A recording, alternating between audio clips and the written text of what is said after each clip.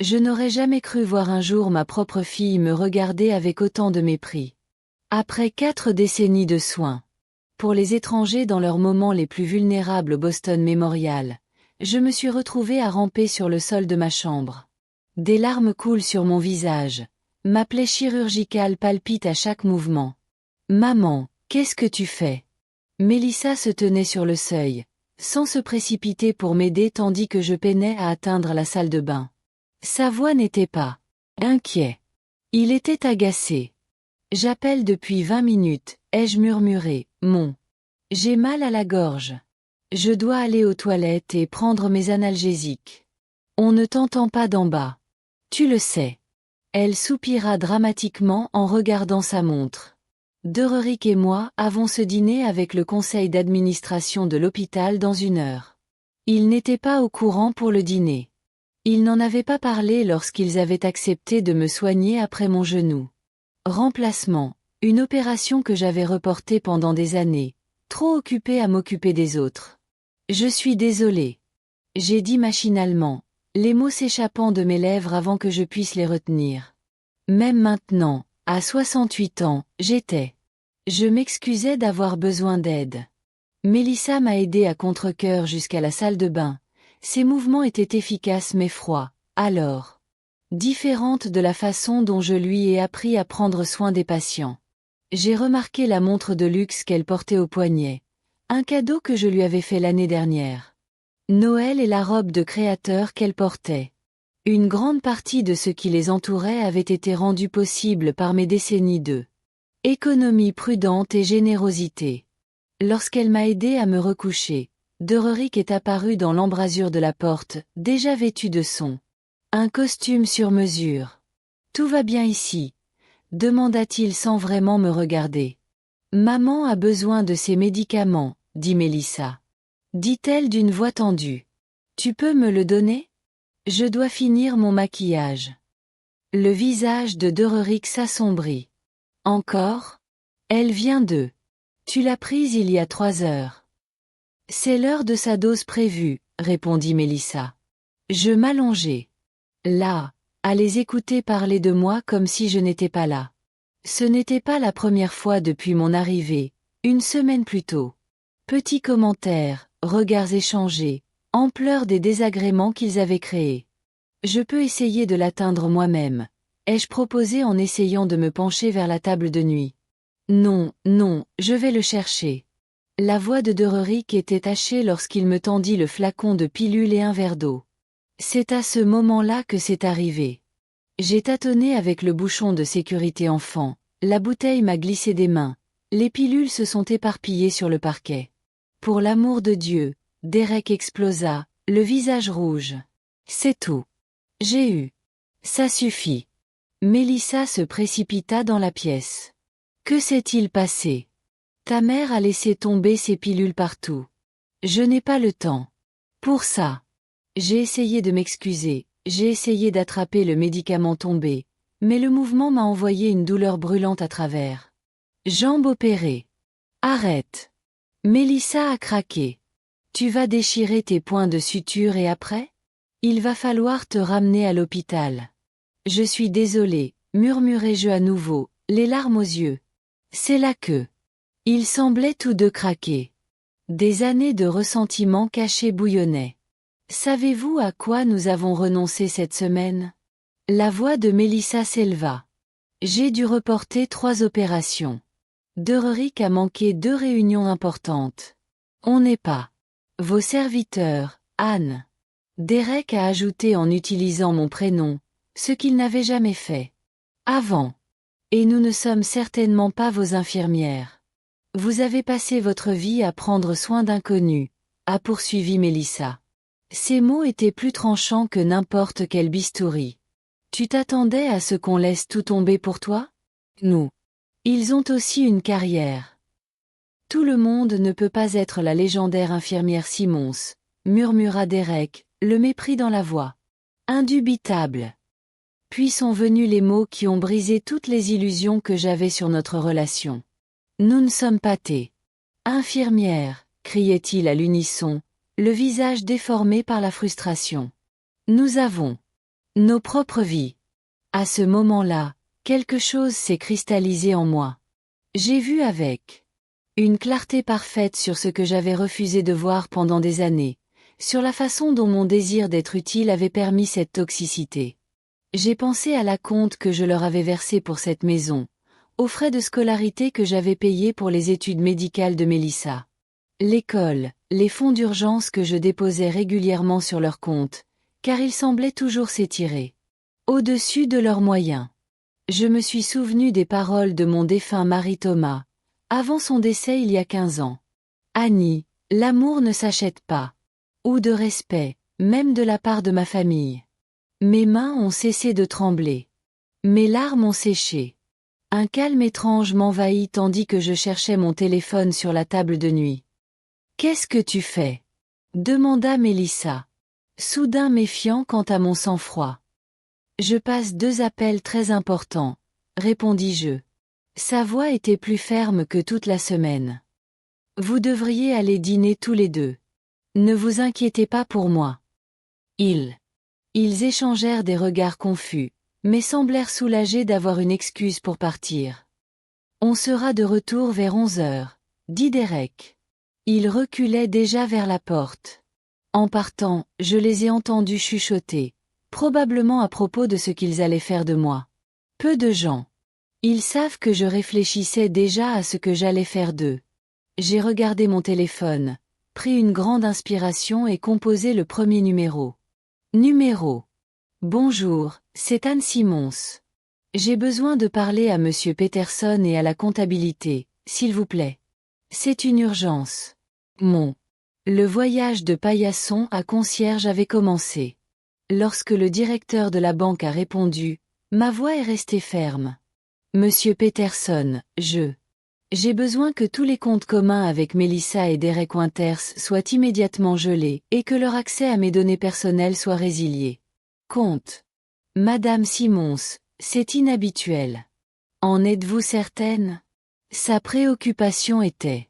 C'était évident, mais j'y étais banquier depuis 30 ans. J'en étais absolument certain. De plus, veuillez établir un relevé complet de tous les retraits effectués au cours des 5 dernières années.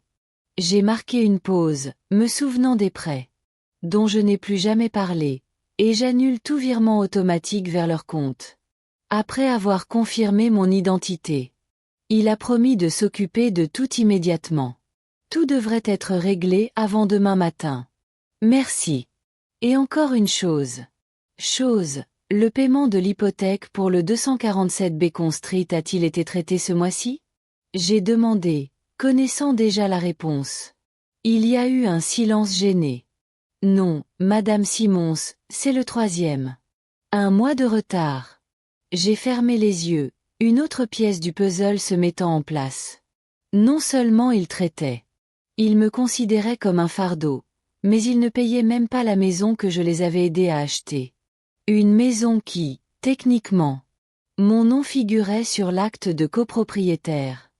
Mon 2e appel fut adressé à James Harrington, mon avocat depuis 20 ans. Anne, tout va bien? Sa voix familière était inquiète. Non, James, ce n'est pas le cas. J'ai expliqué la situation, ma voix devenant plus forte à chaque mot.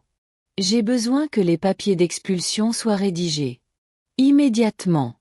Ils ont 48 heures pour quitter les lieux. C'est exceptionnellement sévère, même dans ces circonstances. Il m'a prévenu. Tu es sûr de ne pas vouloir leur laisser plus de temps? J'ai repensé au regard froid, au murmure, un ressentiment qui couvait visiblement depuis des années, alors que je n'y avais pas prêté attention. Ils ont eu tout le temps nécessaire. Et beaucoup de mon argent, 48 heures, James, et je veux que les journaux soient livrés demain. Ce matin-là, après avoir raccroché, j'ai fixé le plafond, me demandant comment j'avais pu rater les panneaux. Peut-être ne les avais-je pas ratés. Du tout. J'avais simplement choisi de les ignorer, désespéré de croire que ma générosité se traduirait par de l'amour et appréciation. Le silence s'installa autour de moi. Pour la première fois depuis mon opération, j'éprouvais un étrange sentiment de paix. Les pilules étaient toujours éparpillées sur le sol, mais la douleur dans mon genou semblait lointaine comparée à celle dans mon cœur. À l'aide du déambulateur qu'on m'avait fourni à contre-cœur, j'ai réussi à me rendre aux toilettes. Dans le miroir, j'ai à peine reconnu la femme qui me regardait. Cheveux ébouriffés, yeux cerclés de rouge, épaules affaissées. Pendant des décennies, j'étais infirmière Simons. Confiante, respectée, celle vers qui on se tournait en cas de crise. Quand avais-je permis devenir cette version diminuée de moi-même? Je me suis aspergé le visage d'eau froide et j'ai pris une décision. Je ne passer une autre nuit dans cette maison. Avec mon téléphone, j'ai appelé la seule personne sur laquelle je pouvais compter, Vivian Torres, une amie de 30 ans, ancienne responsable du service de kinésithérapie du Boston Memorial. Vive, c'est Anne. Je déteste demander, mais j'ai besoin d'aide. 20 minutes plus tard, elle était à la porte, ses yeux bruns chaleureux s'écarquillant en voyant mon état. Mon Dieu, Anne. Que se passe-t-il? Où sont Mélissa et Derek? Lors d'un dîner, j'ai simplement répondu que l'explication était insuffisante. Suspendue dans l'air. Vivant n'avait pas besoin de plus de détails. Elle avait toujours vu clair dans mes excuses pour le comportement de Mélissa. Je t'emmène chez moi tout de suite. Je ne peux pas m'imposer. Arrête. Elle m'a coupé les vivres. Fermement. Pour une fois dans ta vie, laisse quelqu'un prendre soin de toi sans discuter. Tandis qu'elle m'aidait à rassembler mes médicaments et quelques affaires, je lui ai tout raconté, les mots cruels, les années de soutien financier, l'hypothèque. Il ne payait pas, et les appels que je venais de passer, au lieu du choc auquel je m'attendais. Vivant hocha la tête d'un air sombre. Satisfaction. Il était temps, Annie. Je t'ai vu donner et donner pendant qu'il prenait et reprenait depuis des années. Pourquoi? Tu n'as rien dit? Demandai-je en grimaçant tandis que nous descendions l'escalier. Tu m'aurais écouté? Ton regard direct a captivé le mien. Tu as toujours été déterminé à voir le meilleur en Mélissa, même quand il n'y avait pas grand-chose à. La vérité de ses paroles me blessait, mais je ne pouvais pas la nier. Arrivé à sa voiture, Vivien m'aida prudemment à monter dans la voiture. Siège passager. Tu sais que ce ne sera pas beau à voir quand ils le découvriront, n'est-ce pas? J'ai hoché la tête en regardant la maison de ma fille. La maison que j'avais achetée avec mon argent rapetisse dans le rétroviseur. J'y compte. Dans le confortable appartement de Vivant, elle m'a installé dans sa chambre d'amis, qui était ironiquement plus accessible que celle que Mélissa et Derrick m'avaient donnée. Elle m'a aidé à me mettre au lit, et je me suis enfin autorisée à pleurer. Pas le silence. Les larmes de quelqu'un qui essaie d'éviter d'être un fardeau, mais les sanglots profonds et déchirants d'une femme en deuil de décennies de souffrances mal placées. Dévotion. Vivant s'assit à côté de moi, sa main fermement posée sur mon épaule. Sors tout. Chérie. Demain, ce sera une nouvelle bataille. Elle avait raison. Pendant 40 ans, je me suis battue pour sauver des vies, soulager la souffrance, apporter du réconfort aux malades et aux mourants. À 68 ans, j'étais confrontée à un combat différent. Un combat pour le respect de soi, pour les limites, pour la reconnaissance que la générosité sent. La réciprocité n'est pas de la gentillesse. C'est de l'autodestruction. Alors que je m'endormais. Je dormais dans la chambre d'amis de Vivian. Mon téléphone vibrait.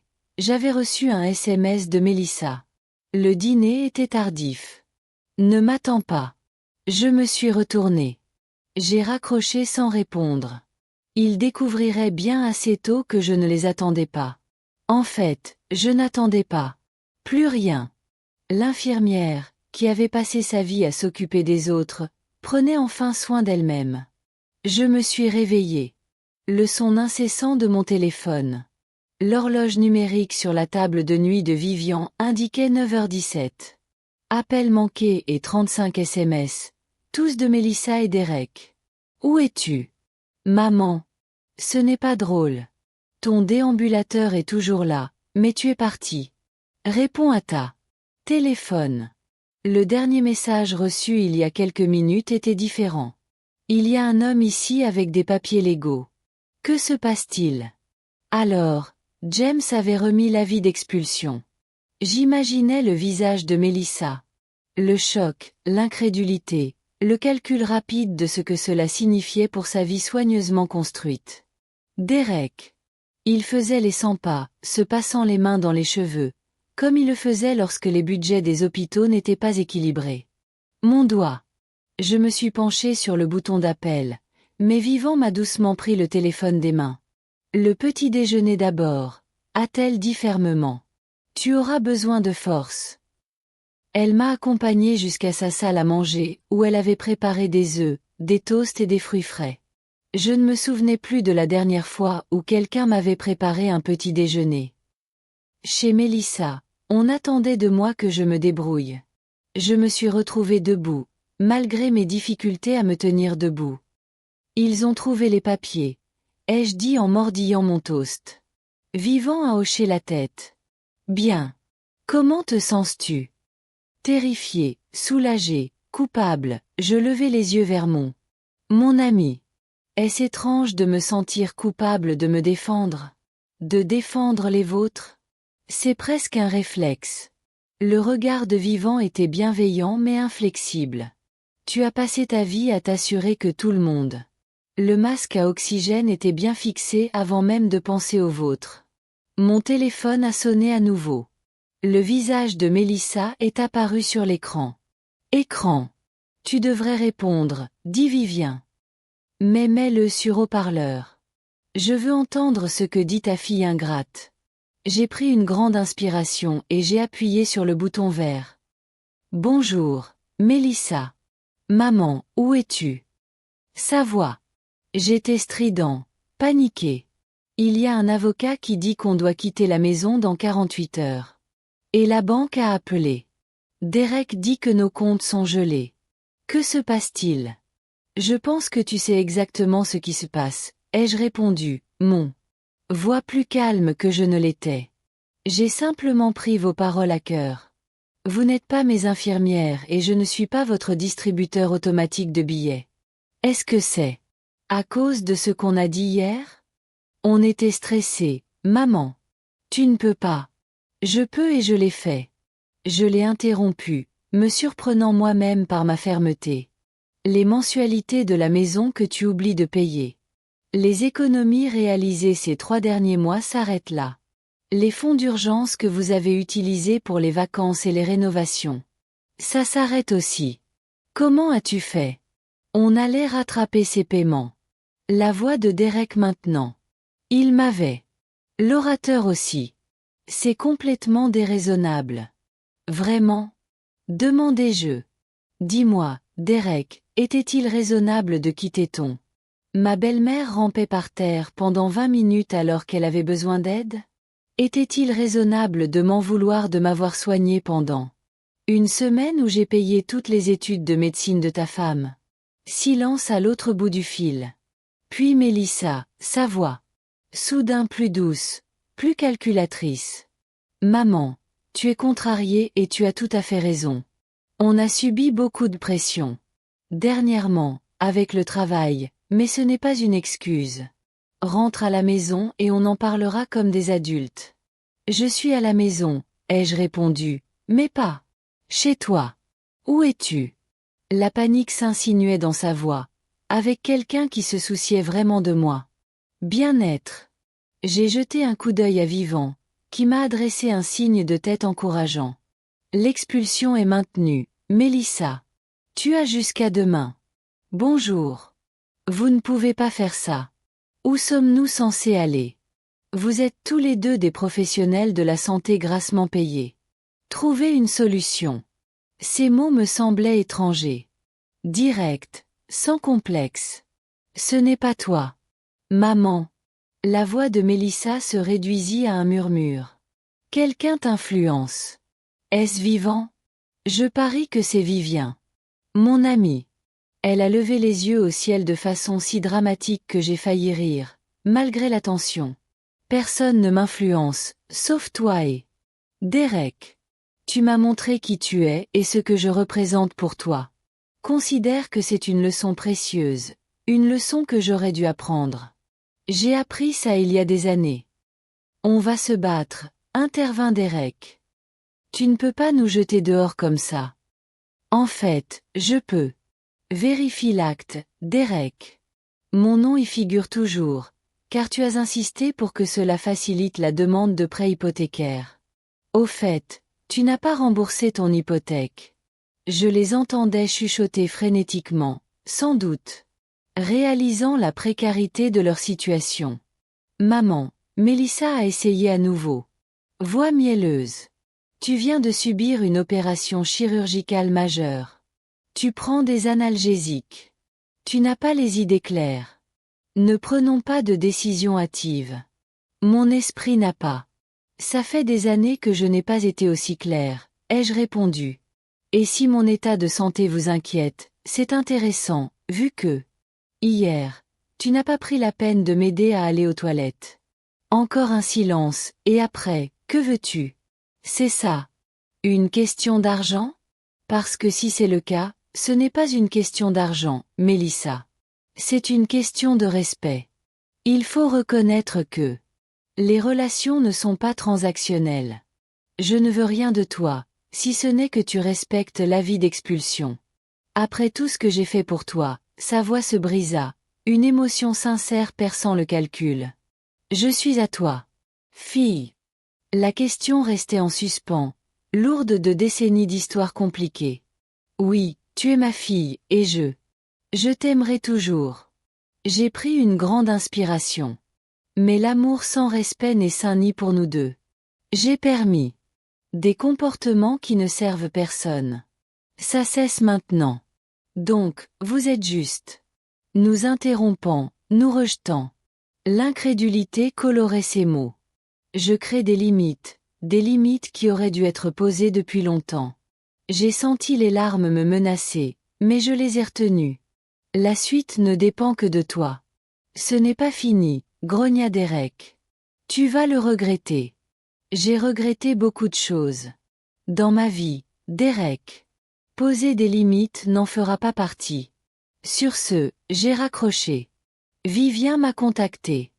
Elle s'est approchée de moi et m'a serré la main. Je suis fière de toi, Anne. Ça n'a pas dû être facile. Le téléphone a immédiatement sonné. A recommencé à sonner. Je l'ai complètement éteint. Ce n'était pas le cas, ai-je admis. Je me sentais épuisée, mais en même temps plus légère. Mais c'était nécessaire.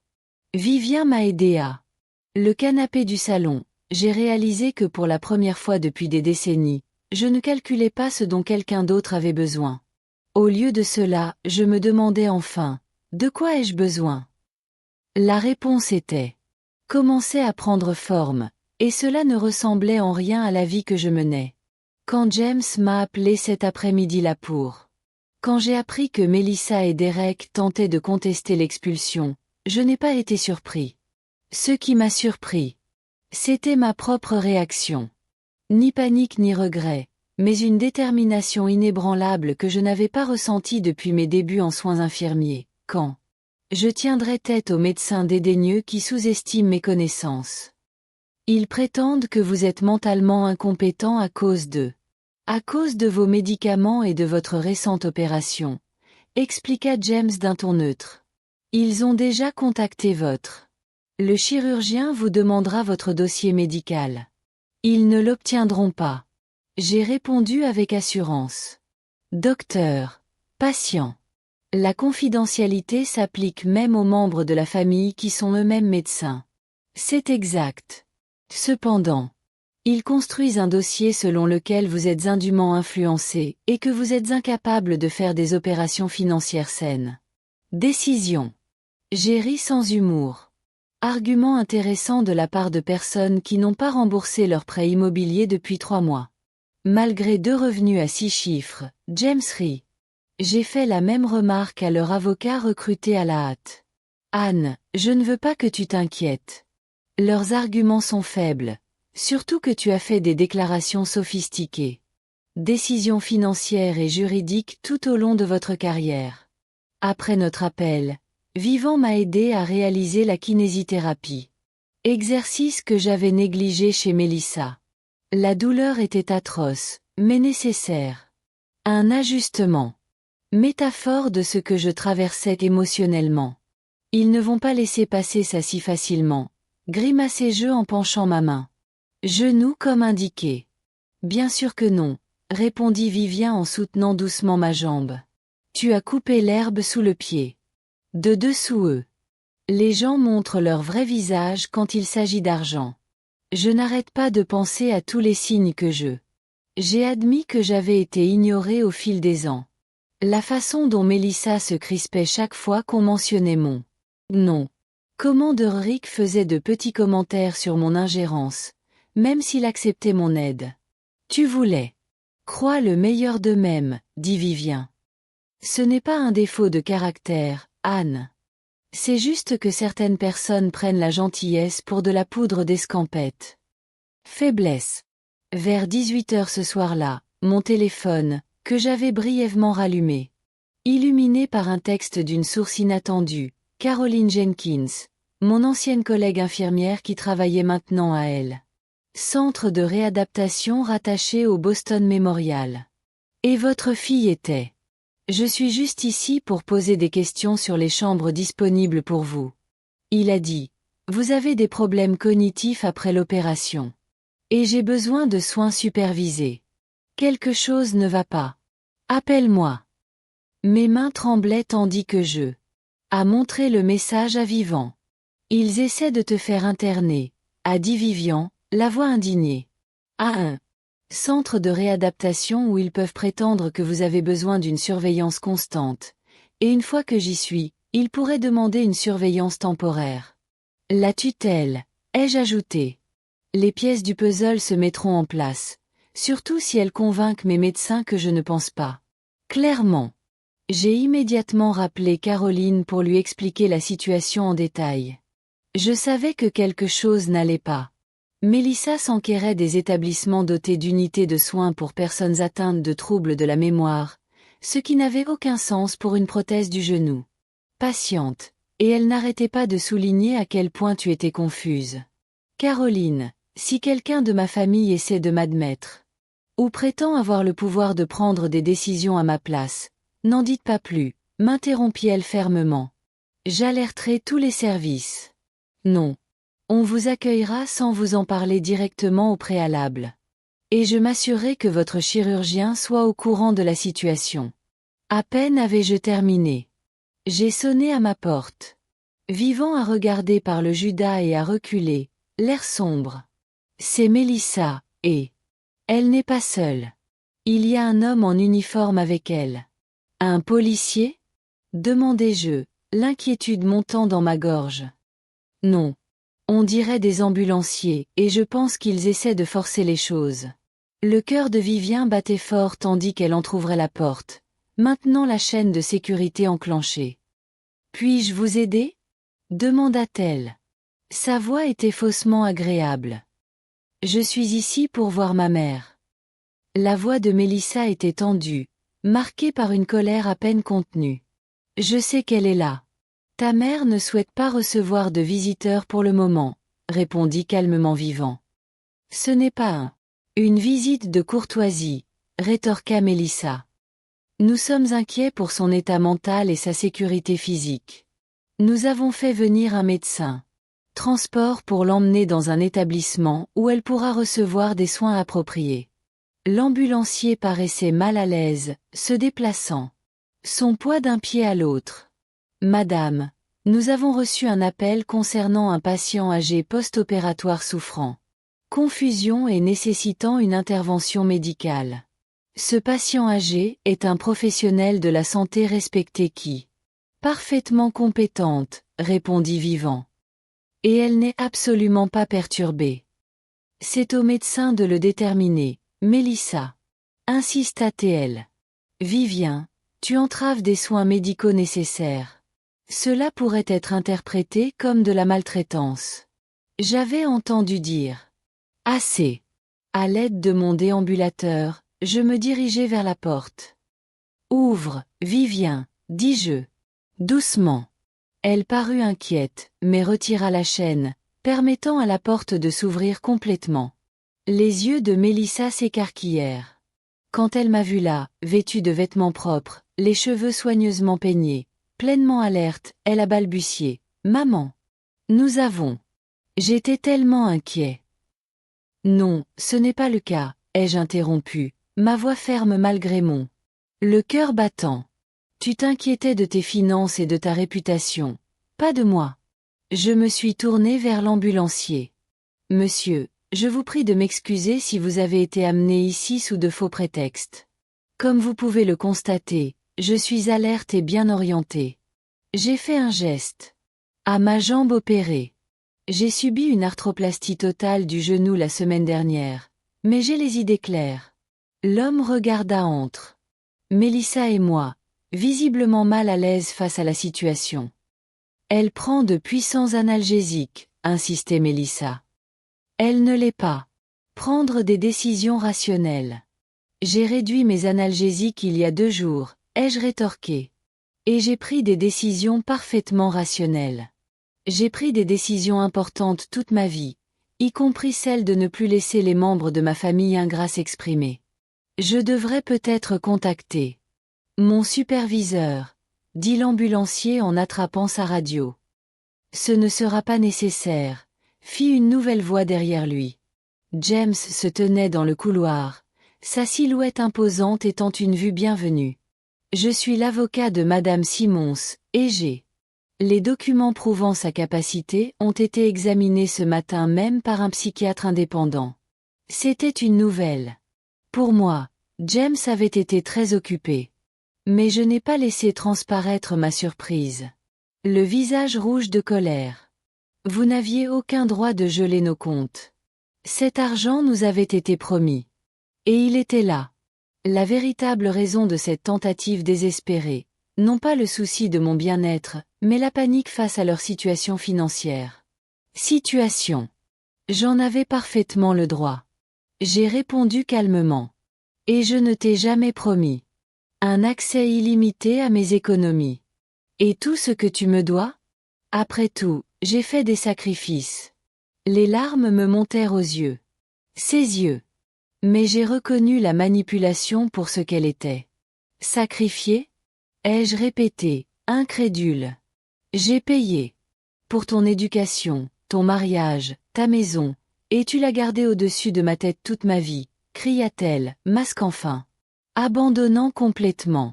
Toujours l'infirmière parfaite Simons, s'assurant que tout le monde sache à quel point elle était généreuse tout en me faisant. J'avais l'impression de ne jamais pouvoir être à la hauteur. L'ambulancier s'est éloigné, ne voulant visiblement pas être mêlé à ce drame familial. James. Il s'avança et se plaça entre Mélissa et moi. Je crois qu'il est temps que tu partes, dit-il fermement. D'autres choses. La communication devrait passer par moi. Alors que Mélissa était emmenée, protestant toujours, j'ai aperçu quelque chose dans son regard que je n'avais jamais pleinement perçu auparavant.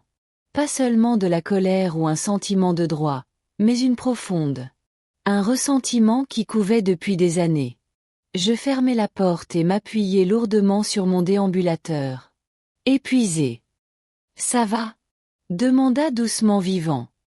Non, ai-je admis. Mais je vais être. Ce que je n'ai pas dit, c'est que quelque chose s'était brisé en moi. La dernière. Fil ténu de l'illusion que ma relation avec ma fille pourrait un jour être celle que j'avais espérée.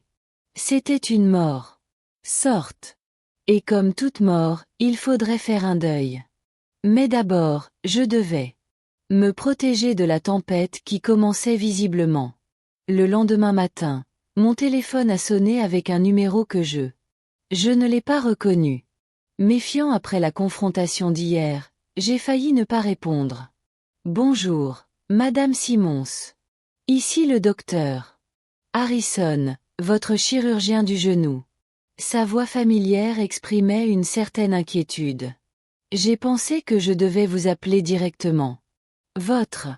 Ma fille a insisté sur vos soins post-opératoires. Je soupirai, m'enfonçant plus profondément dans les pensées de Vivant. Un fauteuil confortable. Laisse-moi deviner. Elle a suggéré que je souffrais d'une confusion inhabituelle ou d'un déclin cognitif. Quelque chose dans ce genre, confirma-t-il. Elle a demandé des copies de vos comptes rendus chirurgicaux et de vos médicaments. Liste, évoquant des inquiétudes concernant les effets indésirables.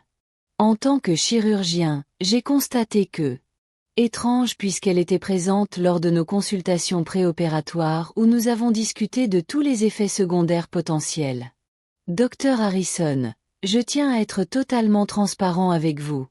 J'ai dit, ma fille et moi sommes en plein milieu d'une conflit personnel important qui n'a rien à voir avec mon opération ou ma convalescence.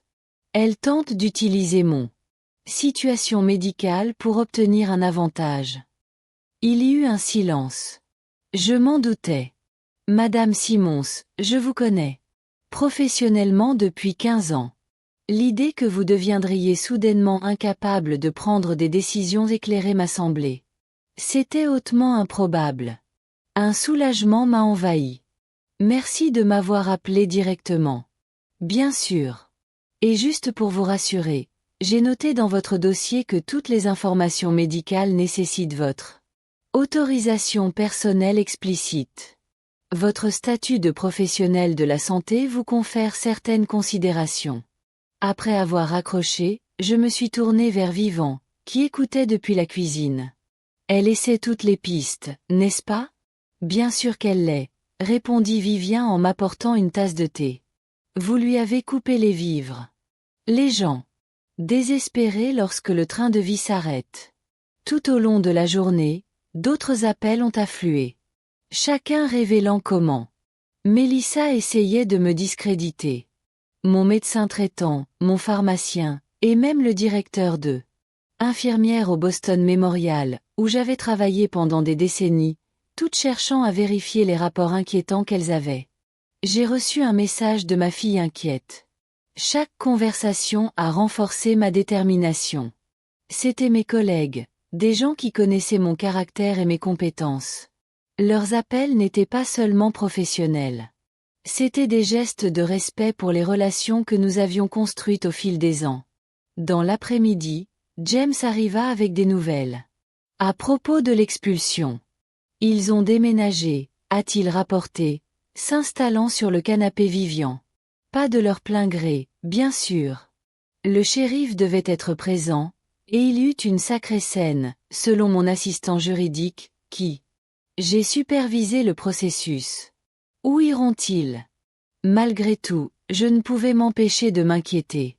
James et Vivien échangèrent un regard. Je n'arrivais pas à bien interpréter. Ce sont des adultes avec des ressources, me rappela gentiment James. Ça ne te regarde plus. De vieilles habitudes, ai-je admis. J'ai passé toute ma vie à m'inquiéter pour Mélissa. Et toi, comment ça s'est passé? Vivant? Demanda-t-il, non sans gentillesse. Avant que je puisse répondre, mon téléphone sonna à nouveau. Cette fois, c'était Robert Chen, le directeur de banque avec qui j'avais parlé 2 jours plus tôt. Madame Simons, je voulais vous informer que votre gendre est venu à la banque aujourd'hui, très agité. Il exigeait un accès à vos comptes, prétendant que vous l'aviez autorisé à agir comme mandataire financier. Mon sang s'est glacé. Je n'ai rien fait de tel. Nous en sommes bien conscients, m'a-t-il assuré. Notre équipe de sécurité l'a escorté hors des lieux après qu'il soit devenu agressif. Cependant, je pensais que vous deviez savoir qu'il portait ce qui semblait être des documents portant votre signature. Défaut, murmurai-je, la trahison étant plus profonde que je ne l'aurais cru. Robert était probablement d'accord. Néanmoins, j'ai mis en place des mesures de sécurité supplémentaires sur tous vos comptes nécessitant une vérification en personne pour tout changement significatif. Après l'avoir remercié, je suis resté assis, stupéfait, en silence. L'ampleur de ce qui se passait me frappait enfin de plein fouet. Ils essaient de me voler, dis-je d'une voix à peine audible. Ma propre fille et son mari essaient activement de prendre le contrôle de tout ce que je possède. James se pencha en avant. Son expression grave. Anne, je crois qu'il est temps de discuter d'une ordonnance restrictive. Ça paraît tellement extrême, protestai-je. Ce qui est extrême, c'est de tenter de faire interner sa mère dans un établissement sous de faux prétextes, a rétorqué Vivian. Ce qui est extrême, c'est la falsification de documents financiers. Au fond, je savais que c'était. C'était vrai. Ce n'était pas un simple désaccord familial qui allait s'apaiser. C'était une tentative calculée de s'emparer. Le contrôle de mes biens et mon autonomie. Il y a autre chose dont nous devons discuter, ajouta James en sortant une. Dossier de sa mallette. Votre testament et votre procuration pour soins de santé. Je suppose que Melissa est actuellement nommée dans les deux. J'ai hoché la tête. La réalité de ce qui devait être fait pesait lourdement sur mes épaules. Il faut changer cela immédiatement, dit-il. Compte tenu des événements récents, le fait que Melissa soit en mesure de prendre des décisions financières ou médicales à votre place représente un défi. Risque important. Pendant 40 ans, je n'avais jamais envisagé de nommer quelqu'un d'autre que ma fille comme héritière et mandataire. Même après la mort de Thomas, cela semblait être l'ordre naturel des choses, de mère en fille, de génération en génération. Qui aurais-je pu? Un nom à la place? Demandai-je, sincèrement désemparé. Vivant me serra la main. C'est entièrement ta décision, Anne. Mais ce devrait être quelqu'un en qui tu as entièrement confiance. Quelqu'un qui a tes intérêts à cœur. Cœur. Comme sur Q, mon téléphone s'est allumé avec un SMS de Caroline. Je pensais que tu devrais le savoir. Plusieurs d'entre nous. L'équipe soignante met en place un programme de rotation pour vous aider à récupérer une fois que vous serez prêt. Personne. Il s'en prend à l'un des nôtres. Dis-le-moi. Les larmes me sont montées aux yeux en montrant le message à Vivien et James. Tu vois, dit doucement Vivien. La famille n'est pas toujours liée par le sang. Ce soir-là, Vivien m'a aidé à faire mes exercices. Mon téléphone a sonné à nouveau. Cette fois, c'était mon petit-fils, Tyler, le fils de Melissa, âgé de 19 ans, qui était à l'université en Californie. Grand-mère, que se passe-t-il? Maman et papa n'ont aucun sens, et ils disent que tu as perdu la tête ou quelque chose comme ça. Sa véritable confusion l'a touché. Moi. Tyler avait toujours été un garçon adorable, quelque peu éloigné des valeurs matérialistes de ses parents. C'est compliqué. Ma chérie, commençai-je, hésitante sur ce que je devais dire. Tes parents et moi avons un sérieux désaccord à propos de quelque chose. Des questions financières. Est-il vrai que vous les avez chassés de chez eux?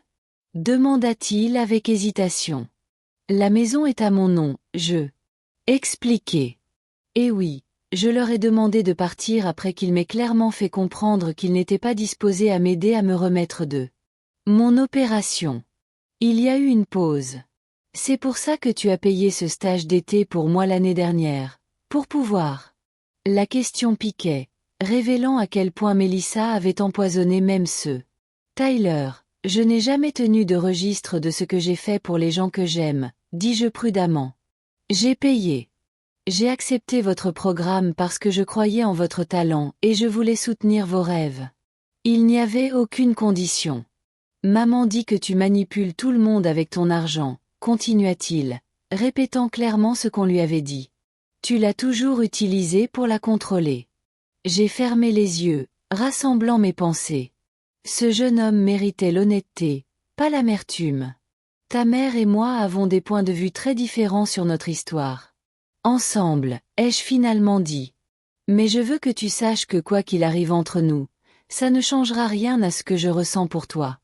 Je ne sais pas quoi croire, admit-il. Papa dit qu'on va peut-être devoir déménager et maman pleurait.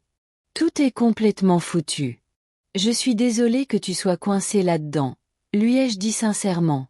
Ce n'est pas juste. Toi. Après avoir raccroché, je me suis assis tranquillement, contemplant les répercussions de mes actes. Me défendre n'était pas. Cela n'affectait que Melissa et Derek. Cela bouleversait toute leur relation. Dommage collatéral, Vivien. observa-t-elle en lisant mon expression. C'est inévitable. Ce n'est qu'un garçon, murmurai-je. Il a 19 ans, me rappela-t-elle, il est vieux. Assez pour se forger sa propre opinion une fois la poussière retombée. À la tombée de la nuit, je me suis retrouvée debout, devant le miroir de la salle de bain d'invités de Vivant, regardant vraiment mon reflet pour la première fois depuis des années. La femme qui me regardait me semblait à la fois familière et étrangère. Les mêmes cheveux grisonnants et les mêmes rides d'expression. Mais avec une nouvelle sérénité dans le regard. J'ai pensé aux alliés qui s'étaient manifestés ces 48 dernières heures. Chers collègues, des amis, des professionnels qui me respectaient suffisamment pour remettre en question le récit que Mélissa véhiculait. Pendant des décennies, j'avais versé toute mon énergie émotionnelle dans une seule relation, négligeant la communauté qui m'avait tranquillement entouré tout au long. Ça suffit, murmurai-je à mon reflet. Il est temps de réécrire cette histoire. Le lendemain matin, James arriva, avec un notaire et une pile de documents qui allaient fondamentalement changer mon avenir. Tandis que nous étalions les papiers. À la table de Vivien, j'ai ressenti un étrange mélange de chagrin et de libération. Nous allons commencer par la révocation de la procuration, expliqua James en me faisant glisser le premier document. Ceci annule toute autorisation antérieure que Mélissa avait pour agir en votre nom. J'ai pris le stylo, ma main planant au-dessus. La ligne de signature. Sera-t-il public? Oui, a confirmé James. C'est en partie l'objectif, créer un document officiel. Trace écrite montrant que vous lui avez explicitement retiré son autorité. J'ai signé d'une main étonnamment sûre. Suivant. Est venu le mandat de soins de santé. Le document qui déterminerait qui pourrait prendre des décisions médicales pour moi si je devenais incapable. Pendant plus de 20 ans, le nom de Mélissa occupait cet espace. As-tu choisi le prénom que tu veux donner? Demanda James doucement. Je jetai un coup d'œil à Vivant, qui l'avait discrètement soutenu tout au long de ce processus. Seriez-vous d'accord? Ses yeux s'écarquillèrent de surprise. Bien sûr, Anne. J'en serais honoré. Mais en es-tu certain? Plus certain que je ne l'ai été depuis des années, répondis-je. Te confier ma vie. Littéralement, dans ce cas, en signant ce document, j'ai ressenti une poussée d'adrénaline. Je n'aurais plus à craindre qu'une crise sanitaire ne me donne le contrôle de Mélissa. Le document difficile est arrivé en dernier. Mon testament révisé. Tu n'as pas à prendre de décision définitive aujourd'hui, m'a rappelé James. N'est qu'une révision préliminaire pour garantir que Mélissa et Derek ne restent pas vos principaux bénéficiaires. J'ai regardé fixement. Espace vide où les nouveaux noms devraient être placés. Je n'ai jamais envisagé quelqu'un d'autre. Prends ton temps, conseilla James. Beaucoup de les clients créent des fondations ou des fiducies caritatives à des fins spécifiques. Autre. Choisir de soutenir des institutions qui leur étaient chères. Tandis qu'il parlait, une idée commençait à se former, quelque chose qui semblait juste, mais que je ne parvenais pas à exprimer clairement. Le Boston Memorial dispose d'un service de soins infirmiers. Un programme de bourse, dis-je lentement. Pendant des années, j'ai observé des aides-soignants talentueux. Ils peinent à poursuivre leurs études tout en travaillant à temps plein. James acquiesça et prit des notes. Une bourse d'études serait tout à fait réalisable avec tes actifs. Et Tyler, ai-je ajouté, mon petit-fils ne devrait pas souffrir pour ses parents. Action. J'aimerais établir une fiducie pour lui, quelque chose à laquelle Mélissa et Derek n'ont pas accès, mais qui soutiendra l'éducation et peut-être l'aider à acheter sa première maison un jour. Très raisonnable. James acquiesça. Autre chose. Je repensais à ma modeste collection de bijoux, dont mes perles de nacre que j'avais. J'ai toujours pensé que ça irait à Mélissa un jour. Caroline Jenkins a une fille qui vient d'entrer en école d'infirmière. J'aimerais lui laisser les perles de ma mère. À mesure que nous travaillions sur les détails, je me suis rendu compte que je démantelais L'avenir que j'avais toujours imaginé. Un avenir où mes biens et mes ressources iraient naturellement à ma fille et à ses familles. À la place, je créais quelque chose de nouveau. Un héritage qui reflétait des valeurs plutôt qu'une obligation. Au moment où James et le notaire sont partis, je me sentais épuisée, mais étrangement apaisée. Les papiers étaient signés, les décisions rendues. Il n'y aurait pas de retour en arrière possible. Comment te sens-tu? Demanda Vivant en m'apportant une tasse de. Je buvais du thé en reposant ma jambe. Comme si j'avais assisté à mes propres funérailles, ai-je admis. Mais aussi comme si je renaissais, a-t-elle ajouté. Acquiesça pensivement. Les fins et les commencements se produisent souvent simultanément. Cet après-midi-là, mon kinésithérapeute. Marcus est arrivé pour notre première séance à domicile. Vivien avait prévu qu'il vienne à son appartement plutôt qu'à l'hôpital. Service de consultation externe où j'étais initialement prévu. Un autre geste de gentillesse dans une constellation grandissante de soutien. Tandis que Marcus me guidait dans des exercices qui me faisaient transpirer le front, mon téléphone sonna. Le numéro de Mélissa s'afficha. L'écran. Tu veux répondre? Demanda Vivant. Je secouai la tête. Pas maintenant. Le téléphone finit par s'arrêter. Sonnerie, puis s'allume avec un SMS. Je sais ce que tu as fait. Changer ton testament ne réparera pas ce qui est brisé. Entre nous. Appelle-moi quand tu seras prête à avoir une vraie conversation au lieu de te cacher derrière des avocats. Ma main tremblait. Je l'ai légèrement montrée à Vivien. Comment a-t-elle pu la prendre si vite? Je me suis demandé à voix haute. Les petites communautés parlent. Marcus m'a proposé de façon inattendue en m'aidant à étirer ma jambe. J'ai travaillé avec suffisamment de familles fortunées pour savoir que les banques, les avocats, les bureaux et les établissements médicaux ont tous du personnel qui colporte des ragots. Sans vouloir offenser personne. Aucune prise. Je le rassurai. Tu as probablement raison. Après le départ de Marcus, je me suis retrouvée à fixer Mélissa. Message, essayant de décoder ce qui se cachait derrière ces mots. Y avait-il un désir sincère de réparer notre relation, ou encore une tentative pour récupérer mes ressources? Tu n'as rien à décider pour l'instant, me rappela Vivant.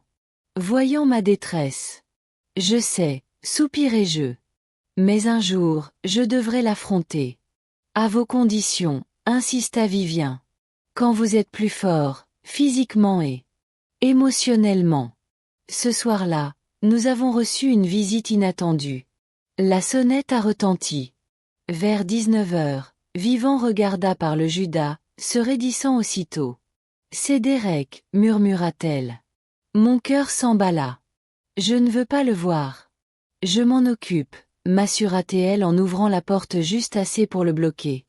L'entrée tout en maintenant la chaîne de sécurité activée.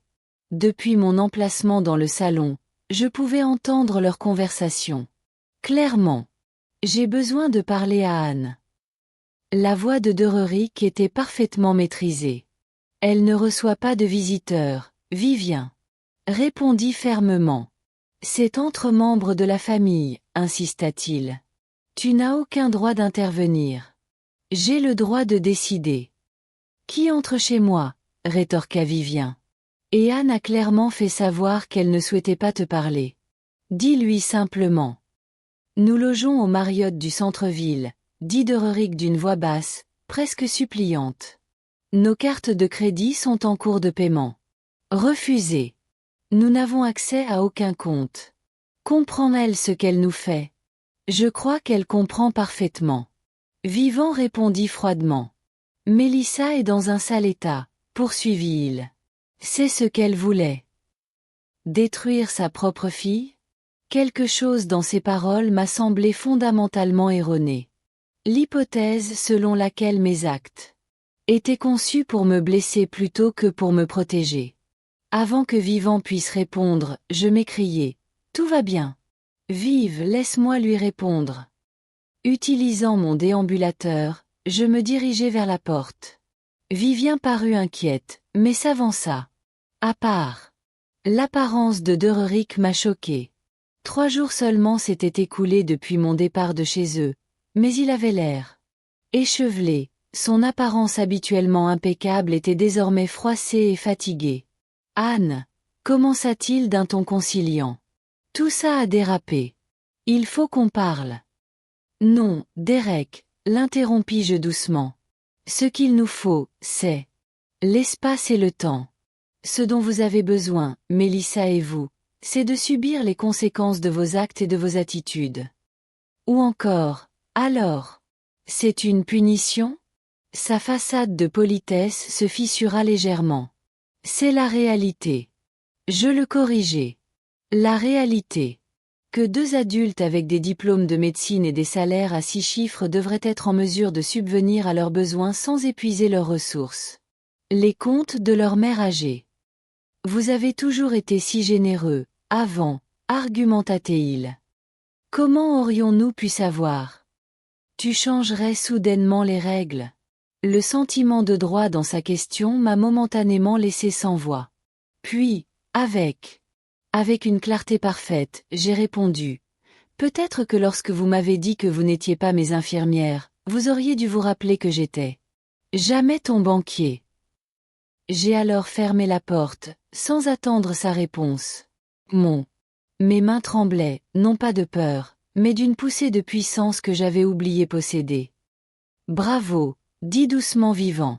Cette nuit-là, je suis resté éveillé longtemps après que Vivien se soit couché, repensant aux paroles de Dererick. Notre crédit. Les cartes sont refusées. Comment ces 2 professionnels grassement payés sont-ils devenus si financièrement dépendants de moi, à tel point que quelques jours sans accès à mes comptes les ont laissés incapables de payer un hôtel. Chambre. La réponse était inconfortable, mais évidente. J'avais créé cette situation au fil des années, sans me poser de questions. Générosité. Leurs droits avaient augmenté en proportion directe de mes encouragements. Aussi douloureux que fut ce bouleversement, il était peut-être nécessaire, non seulement pour moi, mais aussi pour eux.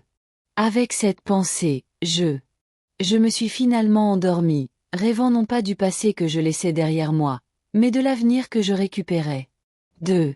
Quelques semaines après ma confrontation avec Derek, je commençais à m'habituer à un nouveau rythme. Mon genou guérissait bien, grâce à Marcus. Grâce à des séances de thérapie assidues et à ma propre détermination, je pouvais désormais me déplacer sur de courtes distances avec une simple canne. Chaque pas. Petite victoire. Vivant avait été un soutien indéfectible, mais je savais que je ne pouvais pas rester dans sa chambre d'amis. Nous commencions à discuter de mes options lorsqu'un appel inattendu de mon petit-fils, Tyler, est arrivé. « Grand-mère, ça va ? J'ai essayé de te joindre. » Son inquiétude m'a fait chaud au cœur. « Je vais beaucoup mieux. Chérie, comment vas-tu ? » Il y eut un silence. « Je suis à Boston. Je peux te voir ? » Sa demande m'a surpris. « Garde. Tu es censé être en Californie pour les cours. » J'ai pris une semaine de congé. Il m'a expliqué. Les choses à la maison sont intenses. Maman et papa se disputent constamment. Ils ont dû emménager dans ce petit appartement, et maman n'arrête pas de dire.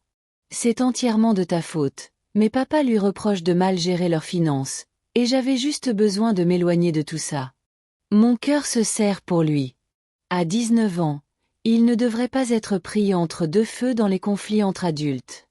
Bien sûr, on peut le voir. Moi, lui ai-je dit. Mais je te préviens. Je ne suis pas chez moi. Je suis chez un ami. C'est bon, a-t-il dit. Vite. Je veux juste entendre ta version des faits. Après en avoir discuté avec Vivien, nous avons organisé une visite de Tyler.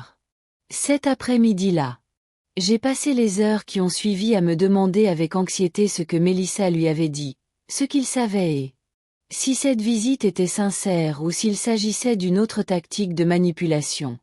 Lorsque la sonnette a retenti à 15 heures, Vivien a donné mon. Je lui serrai l'épaule pour la rassurer avant d'aller répondre. Tyler se tenait sur le seuil, l'air à la fois plus âgé et plus jeune que dans mes souvenirs. Ses cheveux avaient poussé depuis Noël, et il y avait une lassitude nouvelle dans ses yeux qui n'avait pas été là avant. Salut, grand-mère, dit-il maladroitement, en se tenant sur le seuil.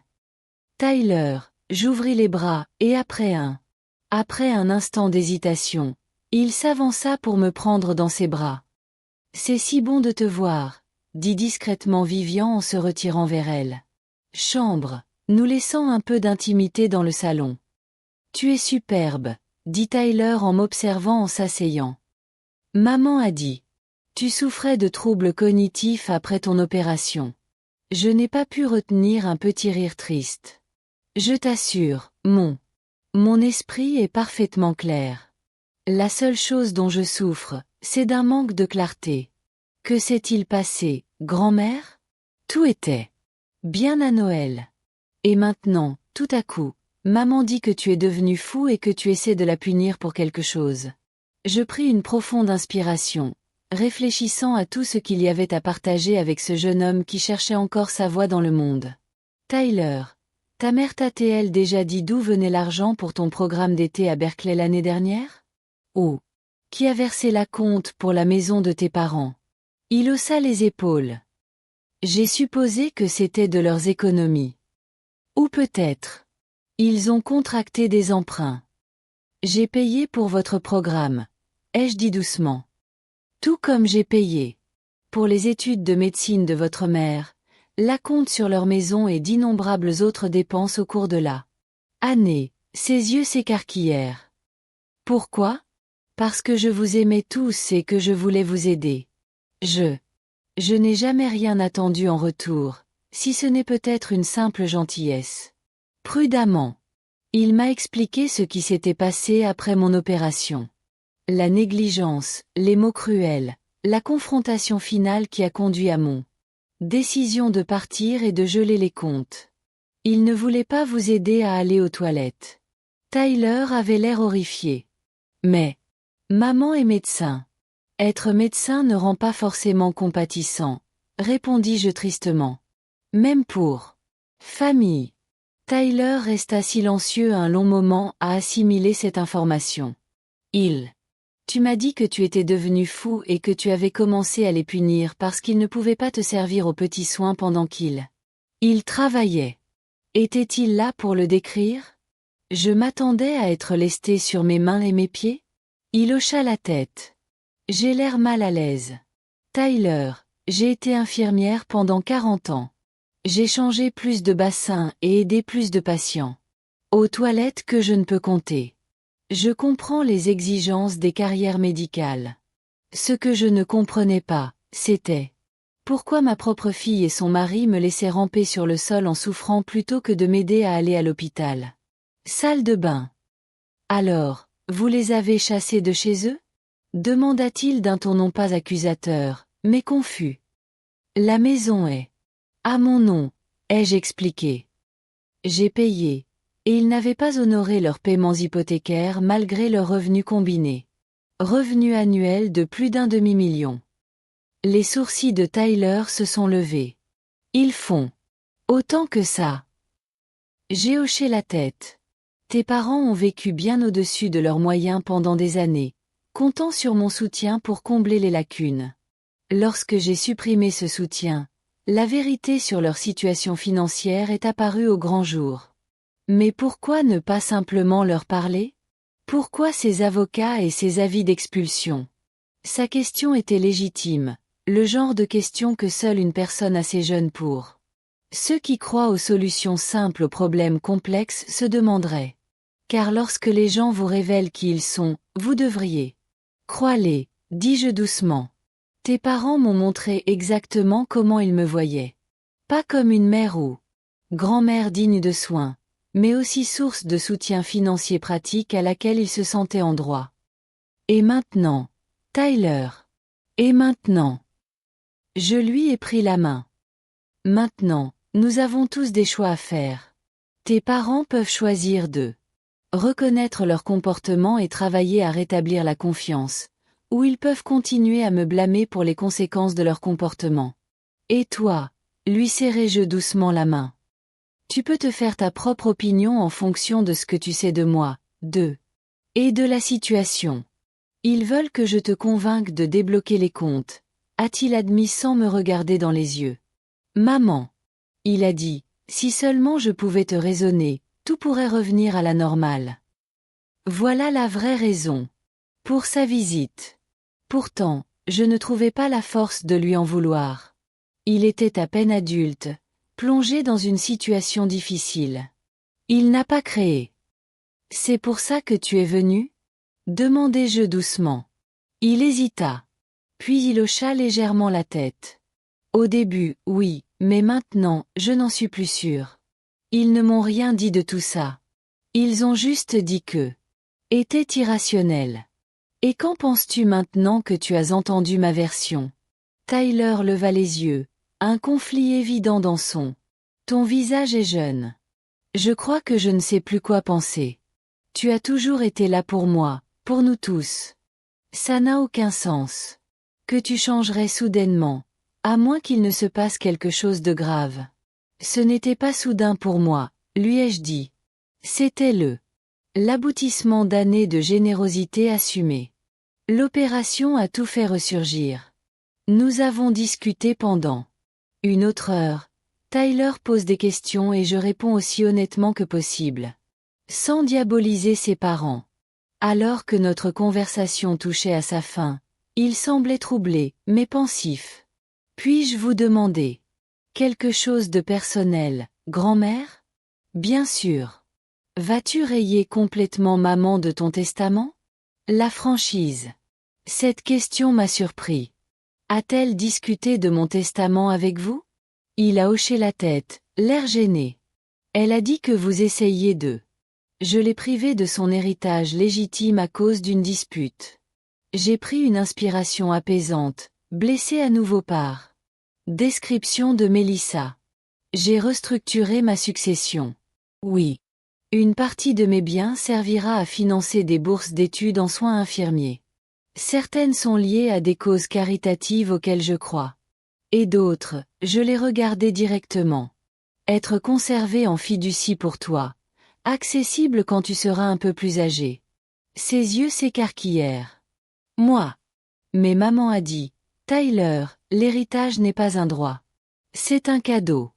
Et les cadeaux devraient aller à des gens qui ont montré de l'amour, du respect et de l'appréciation, et non pas un sentiment de droit. Alors qu'il s'apprêtait à partir, Tyler m'a serré fort dans ses bras.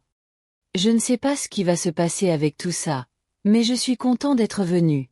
J'avais besoin de voir pour. Je vais plus que bien, lui ai-je assuré. J'apprends enfin à m'estimer autant que je le souhaite. Elle valorisait les autres. Après son départ, Vivant sortit de sa chambre. Comment ça s'est passé?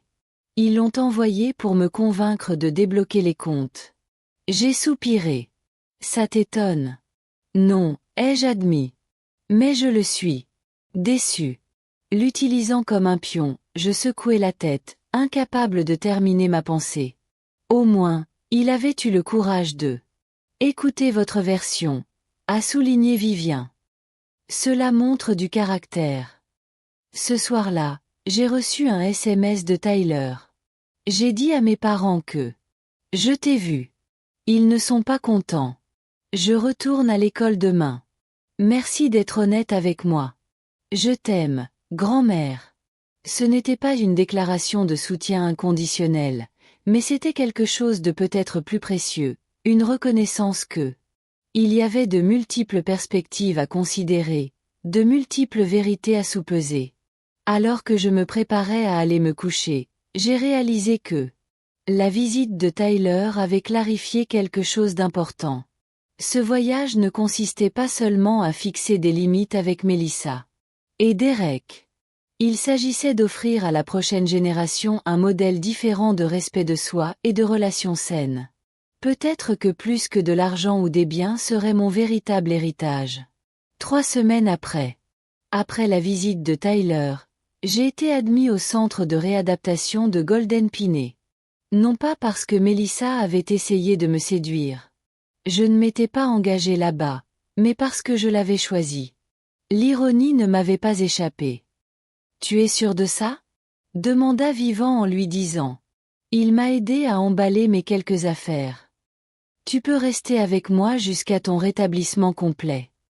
J'en suis sûr, ai-je répondu. Répondit-il en pliant soigneusement un pull. Tu as été incroyable, Vive, mais je dois commencer à reconstruire mon indépendance. La vérité était plus complexe que je ne l'avais admis à Vivant. Oui, j'avais besoin de retrouver ma force physique, mais j'avais aussi besoin. Espace émotionnel. Espace pour traiter les changements sismiques dans ma vie sans me sentir comme un fardeau pour qui que ce soit d'autre. Golden Pinet était l'endroit où j'avais envoyé d'innombrables patients au fil des ans, confiant qu'ils recevraient d'excellents soins. Caroline avait fait en sorte que je dispose d'une chambre privée avec vue sur les jardins du centre, et de nombreux membres du personnel. J'étais d'anciens collègues qui m'ont accueilli avec une chaleur sincère plutôt qu'avec un détachement professionnel. Infirmière. Simons, s'exclama Maria, qui avait été une nouvelle diplômée sous ma supervision et qui était maintenant la responsable de l'unité de réadaptation. Nous vous avons placé dans notre meilleure chambre, même si cela nous semble étrange de vous avoir comme patient plutôt que de nous donner ordre. S'il vous plaît, il n'y a plus qu'Anne maintenant, lui ai-je rappelé avec un sourire.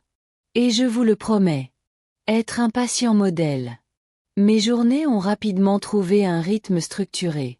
Kinésithérapie le matin, ergothérapie, thérapie l'après-midi et soirée tranquille, à lire ou à discuter avec les autres résidents.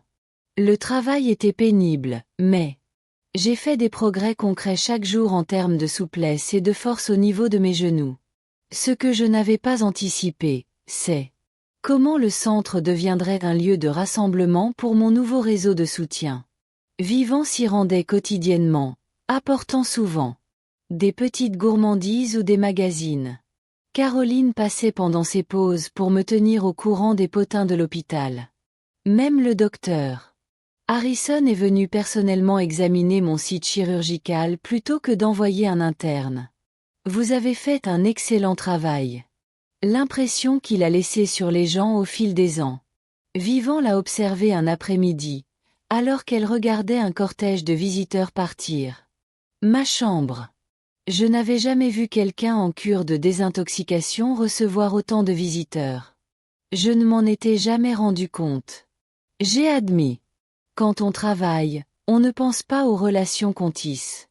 On fait juste son travail. Non. Vivant. Elle secoua fermement la tête. Tu n'as jamais fait que ton travail, Anne. Tu investissais dans les gens, et maintenant, je rentabilise cet investissement. Une semaine après mon arrivée, Marcus, mon physiothérapeute, m'a apporté une nouvelle inattendue lors de notre séance. Votre fille appelle le centre, a-t-il mentionné d'un ton désinvoltant. M'a aidé à naviguer dans les barres parallèles, en me posant des questions sur vos progrès, votre date de sortie prévue, si vous êtes. Je recevais des visiteurs. Mais pas hésitait. Que lui as-tu dit? Rien sans ta permission, m'a-t-il assuré. Patient. La confidentialité s'applique toujours, même avec les membres de la famille, mais elle insiste. J'ai hoché la tête, sans surprise. Mélissa ne donne rien. Elle se lève facilement quand elle veut quelque chose. Y a-t-il quelque chose que vous aimeriez qu'on lui dise si elle rappelle? Demanda Marcus. J'ai réfléchi à la question en parcourant une autre longueur entre les barres, mais je progresse bien et je la contacterai quand je serai prête. Ce soir-là, seule dans ma chambre, je me suis retrouvée à fixer mon téléphone silencieux. 3. Les messages de Mélissa et de Derek restaient non ouverts. Une partie de moi voulait les supprimer sans les lire. Un autre. Je me suis sentie obligée de savoir ce qu'ils contenaient. Avant que je puisse me décider, un léger coup frappé à ma porte a interrompu ma pensée. Maria intervint, l'air désolé. Je suis vraiment désolée de te déranger, Anne, mais il y a quelqu'un. Insistait pour te voir. Elle disait être ta fille. Mon cœur battait fort. Voilà. Maria hocha la tête. À la réception, elle prétend qu'elle a le droit, en tant que proche parent, d'évaluer votre situation de soins. On lui a dit que les heures de visite étaient terminées, mais elle menace d'appeler l'administration de l'hôpital. L'ancienne moi aurait. J'ai acquiescé immédiatement, évitant le conflit à tout prix. Mais je n'étais plus cette femme. Dites-lui que je n'accepte pas de visiteurs ce soir, dis-je fermement, et je lui rappelle qu'en tant que professionnelle de la santé, elle doit respecter confidentialité et protocole des patients. Maria parut soulagée. Je vais le lui dire et j'alerterai la sécurité, au cas où. Après qu'elle. À gauche, je me suis assis avec la connaissance que pour la première fois dans notre relation adulte, j'avais refusé Mélissa. J'étais à la fois terrifiée et exaltante. Quelques minutes plus tard, mon téléphone sonna, le numéro de Mélissa s'affichant. L'écran. Cette fois, j'ai répondu, « Bonjour, Mélissa. Il ne me laisse pas te voir. » Sa voix était tendue. Colère contenue. « Que leur as-tu dit de moi ? » Sauf que je n'accepte pas de visite ce soir, dis-je. Répondis calmement. La journée a été fatigante. Je ne suis pas un simple visiteur. Je suis votre fille, ton enfant unique. L'accent mis sur seulement était pointu, un rappel de la position unique qu'elle croyait occuper. Oui, c'est vrai, ai-je reconnu. Et quand je serai prête à vous voir, je vous laisserai. Tu sais, ricana-t-elle.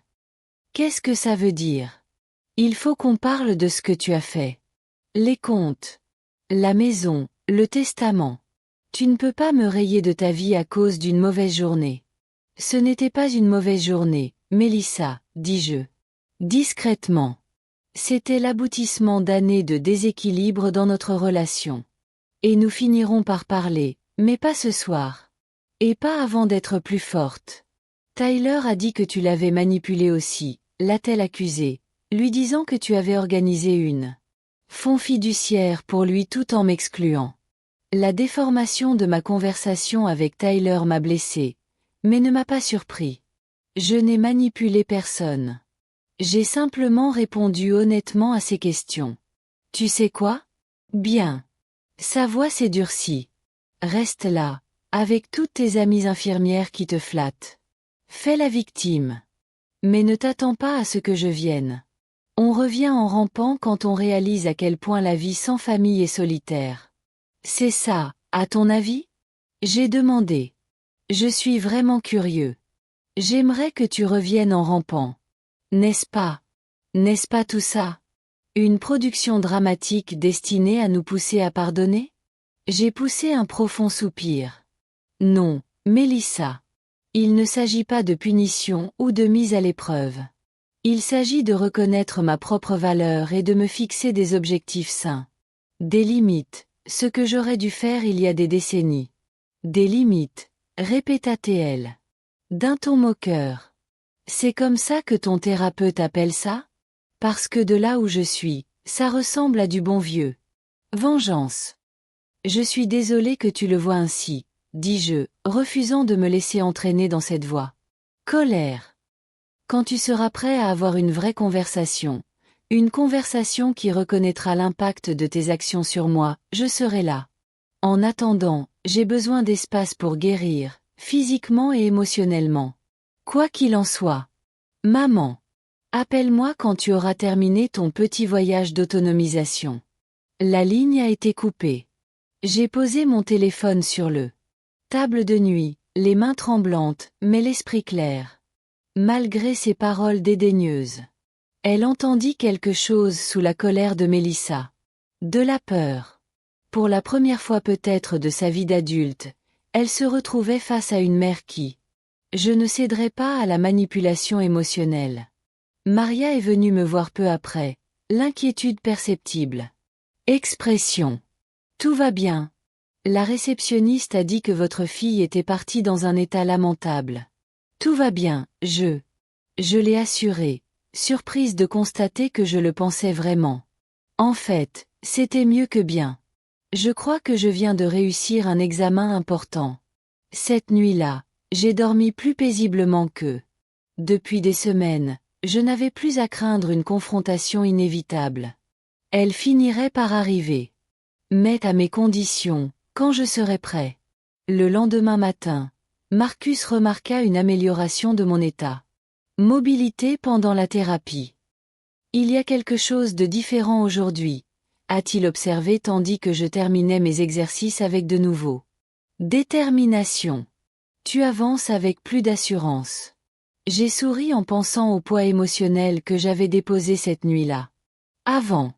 Disons simplement que j'ai enfin arrêté de trimballer des bagages inutiles. Il rit, ne comprenant pas vraiment. C'est à double sens, mais j'apprécie mon regain d'énergie. Quoi qu'il en soit, continuez. À ce rythme, vous serez prêt pour. Sortie anticipée.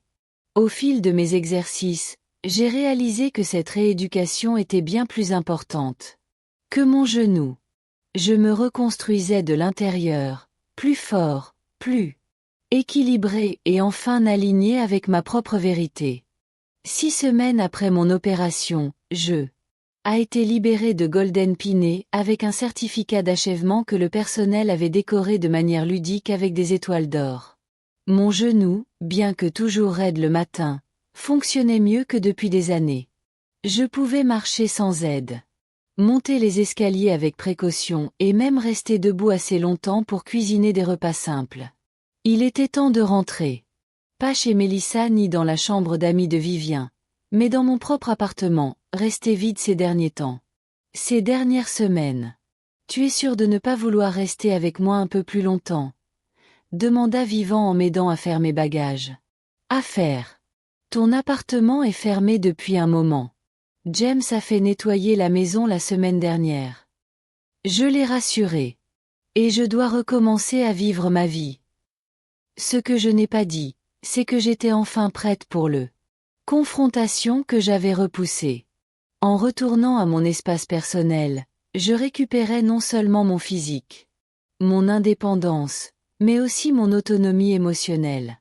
Tandis que Vivien me ramenait chez moi, je me sentais un mélange d'anticipation et d'appréhension.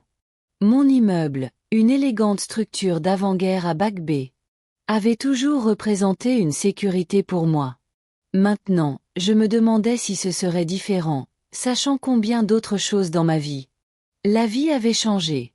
En arrivant au bord du trottoir, j'ai été surprise de voir Tyler assis sur les marches, un sac de sport à la main.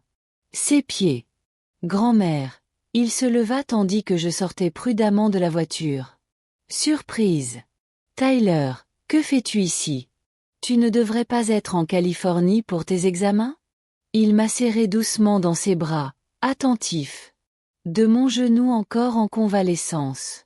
J'ai eu mes examens la semaine dernière. Je suis en vacances d'été. Je me suis dit que si ça me convenait, je pourrais rester avec toi quelques jours. J'ai observé son visage, notant les cernes sous ses yeux. Bien sûr, tu peux rester. Mais est-ce que maman sait que tu es là? Son expression se crispa. Oui, elle le sait. C'est un peu pour ça que je suis là, en fait. Une fois à l'intérieur. Mon appartement, qui sentait le frais, mais qui ressemblait toujours à la maison. Tyler a aidé Vivien à m'installer. Mes affaires tandis que je m'installais sur mon canapé familier avec un soupir de soulagement. C'est bon d'être à la maison, murmurai-je. Je passai ma main sur le tissu familier.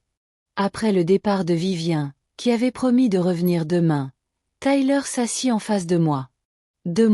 Sa posture tendue. Qu'est-ce qui se passe, mon cœur?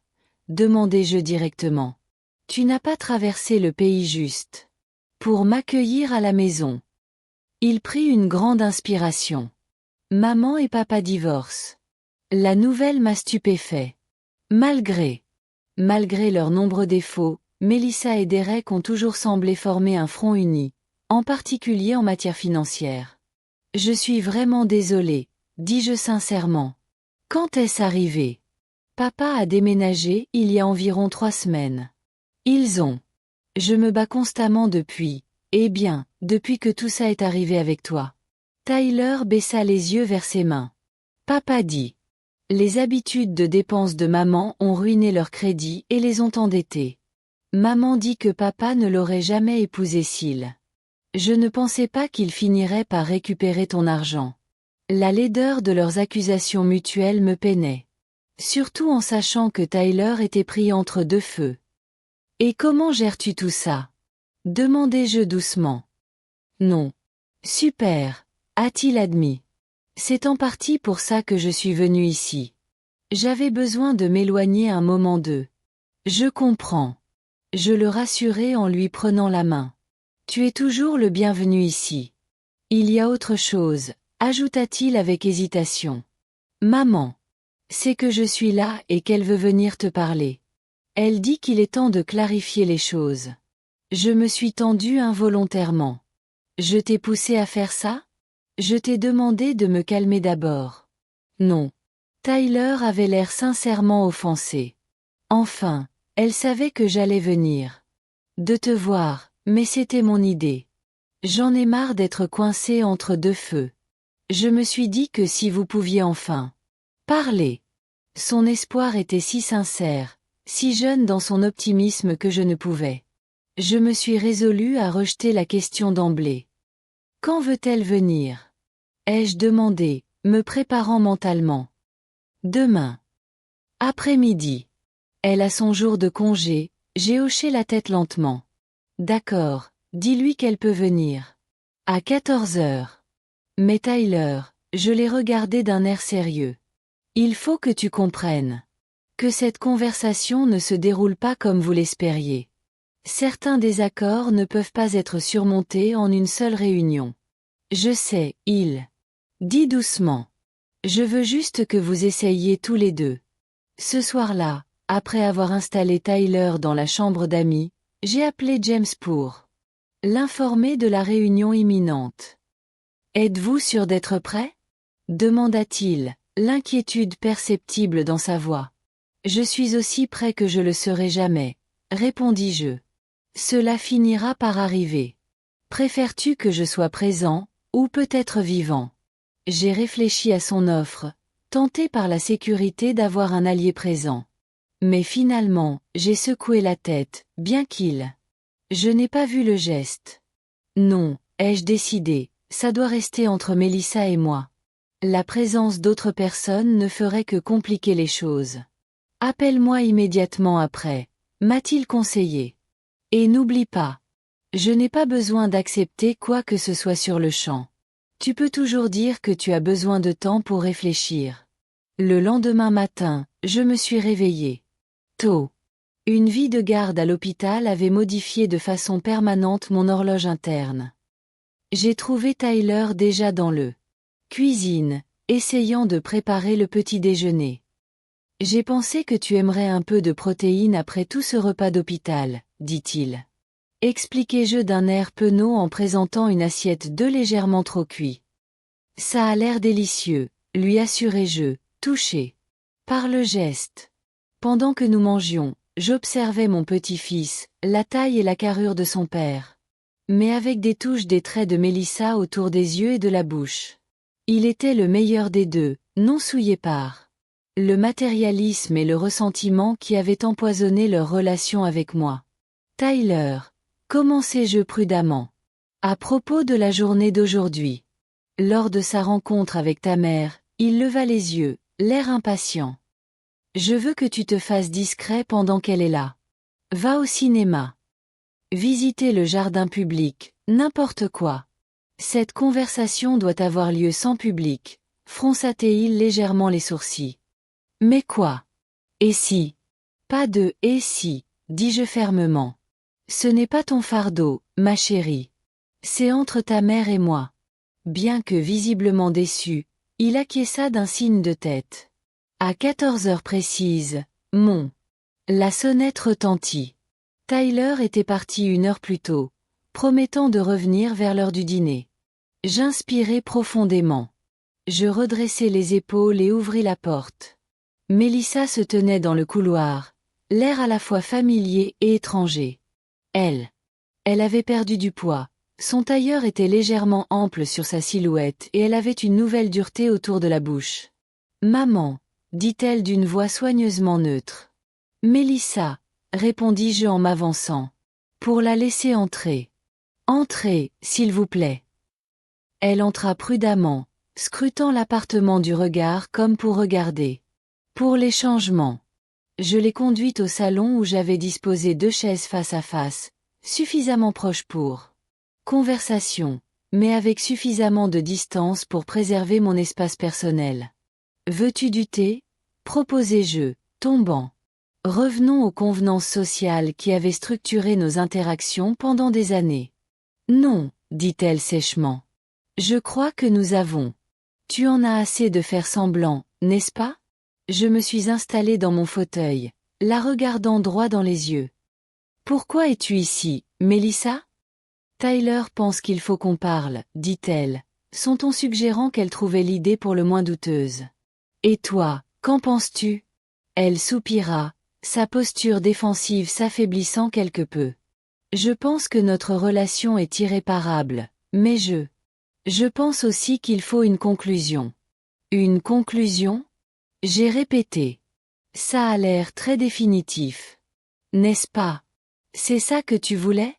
Elle a rétorqué. Quand tu as gelé les comptes, nous as expulsés de notre maison et réécrit ton testament. Ce que je voulais, répondis-je d'un ton neutre, c'était du respect, de la considération, des valeurs humaines fondamentales. La gentillesse de ma fille pendant une période difficile. Elle a légèrement tressailli, mais s'est vite remise. Une mauvaise journée, maman. Nous avons eu une mauvaise journée après des années à prendre soin de toi. Et tu nous as punis comme si nous étions des criminels prenant soin de moi. Répéta-t-elle avec incrédulité. Mélissa, je vous soutiens financièrement, toi et Derek, depuis des années. J'ai payé vos études, votre mariage, ta maison, et ne l'oublions jamais, interrompit-elle, la couleur montant sur ses joues. Chaque cadeau était assorti d'un lien invisible. Chaque geste généreux était une façon de me le rappeler. Que je ne pouvais pas réussir seule. Son accusation m'a frappé comme un coup dur. Est-ce vraiment ainsi que tu l'as perçu? Mon aide. Une sorte de jeu de pouvoir? Que étais-je censé penser d'autre? Exiger. La grande infirmière Simons, aimée de tous, intervenant à chaque instant pour sauver sa fille en difficulté. Avez-vous une idée de ce que c'était que de grandir dans votre ombre? Entendre à quel point vous étiez respecté et admiré pendant. J'étais juste une pensée après coup? Je la fixai, sincèrement déconcertée. Après coup, Mélissa. Tout ce que j'ai fait, c'était pour toi. Chaque quart de travail supplémentaire, chaque. La promotion pour laquelle j'ai travaillé, c'était pour te donner des opportunités que je n'ai jamais eues. Des opportunités de devenir toi, dit-elle. Rétorqua amèrement. Mais je ne pourrai jamais être toi, n'est-ce pas? Jamais assez bon, jamais assez performant. Mes propres termes. Tandis qu'elle parlait, j'ai commencé à entrevoir des aperçus d'un récit que je n'avais jamais considéré. Comment ma fierté pour ces réalisations aurait pu être perçue comme des attentes qu'elle pourrait. Je ne me suis jamais rencontrée. Mon soutien financier, censé témoigner de mon amour, aurait pu être perçu comme une affirmation constante de son incompétence. Je n'ai jamais voulu te faire ressentir ça, dis-je doucement. J'essayais de t'aider, de te montrer mon amour de la seule façon dont je pouvais le faire. Je savais comment. En l'achetant, déclara-t-elle sèchement. Et puis, quand nous n'avons pas pu te rendre cet amour exactement comme je voulais, tu as tout emporté. Nous sommes restés un moment silencieux. Le poids de décennies d'incompréhension pesait lourd. Entre nous. Derek est en faillite, dit-elle finalement, la voix tendue. Sans accès à vos fonds. Il s'avère que nous étions complètement dépassés. Les dettes de cartes de crédit, les contrats de location de voitures, les adhésions à des clubs. Je ne répondis pas, attendant qu'elle continue. C'est ça que tu voulais entendre? Demanda-t-elle, avec un soupçon de vieille voix. Le défi revient. Que tu avais raison. Que nous vivions au-dessus de nos moyens. Que sans ton argent, nous tombions. À part? Non, répondis-je sincèrement. Ce que je voulais, c'était que ma fille me voie comme une personne avec des sentiments et des besoins, pas seulement une commodité ou une ressource. Mélissa détourna le regard, un muscle travaillant dans sa mâchoire. Eh bien, je te vois maintenant. Je vois exactement qui tu es et ce qui compte pour toi. Et qu'est-ce que c'est? Demandai-je. Le contrôle, dit-elle simplement. Tu ne pouvais plus me contrôler avec la culpabilité. Et de générosité. Alors, tu as trouvé une autre solution. Félicitations, maman. Tu as gagné. Elle s'est levée pour partir. J'ai réalisé avec une profonde tristesse que nous parlions des langues différentes, que nous vivions des expériences différentes. Réalités différentes. Ce que je percevais comme du respect de soi, elle le percevait comme une punition. Ce que je ressentais comme une trahison, elle vécut comme une libération des attentes oppressives. Il ne s'agit pas de gagner, Mélissa, dis-je tandis qu'elle j'atteignis la porte. Il n'y a pas de gagnant ici. Elle marqua une pause, me tournant le dos. Dis à Tyler que je l'appellerai demain. Après elle. À gauche, je restai immobile, ressentant tout le poids de ce qui venait de se passer. Il n'y avait eu aucune réconciliation, aucune. Des étreintes larmoyantes ou des promesses de mieux faire. Au lieu de cela, il y avait eu la vérité. Une vérité douloureuse et sans phare des deux côtés. Et pourtant, malgré la douleur dans mon, j'ai ressenti une paix inattendue.